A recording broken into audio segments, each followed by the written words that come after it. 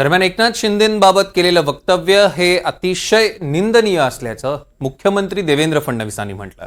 तसंच सुषमा अंधारेंनी सादर केलेल्या कवितेवरनं त्यांनी कान टोचले. कारण ती माणसं रोज सभागृहाचा अपमान करतात, रोज सभागृहाच्या विरोधात बोलतात, रोज मंत्र्यांनी सभागृहामध्ये फ्री अँड फेअर काम करू नये असा त्यांच्यावर दबाव यावा अशा प्रकारचं वर्तन करतात आणि काहीच होत नाही.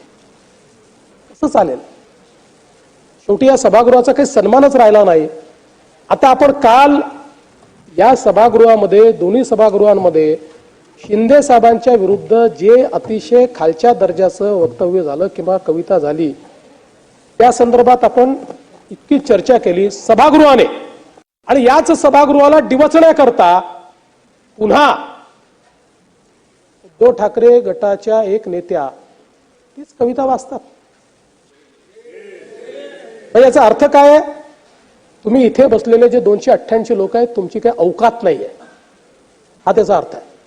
हा प्रश्न माझा नाही आहे किंवा त्या कोणी मोठेही नाही आहे किंवा त्यांना शिक्षा करावी अशी माझी अपेक्षाही नाही आहे, पण कुठेतरी या सभागृहाचा काही सन्मान आहे, या सभागृहात बसणाऱ्यांचा काही सन्मान आहे.